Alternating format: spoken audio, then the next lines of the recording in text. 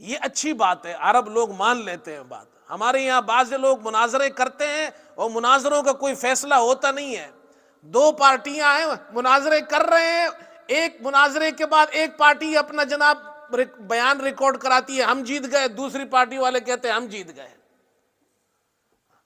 یہ عربوں میں خصوصیت ہے، بات ان سے اگر آپ کریں وہ مان لیتے ہیں۔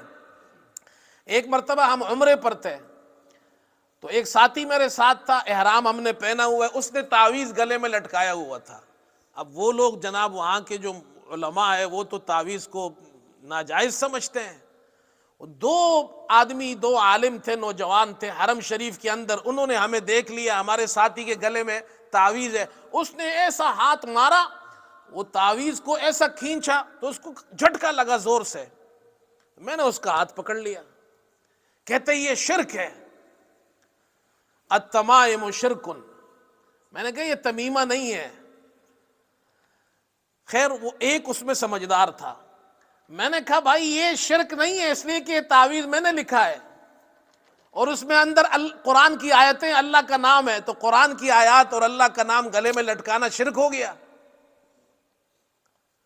اور پھر میں نے اس سے کہا دیکھو ہم احرام کی حالت میں ہیں، بیت اللہ طواف کرنے آئے ہیں، عمرہ کرنے آئے ہیں، ہم یہاں مناظرہ کرنے نہیں آئے ہیں، آپ خود عالم دین ہیں، اتنی سی بات بتاؤ گلے میں قرآن کی آیت لٹکانا شرک ہے؟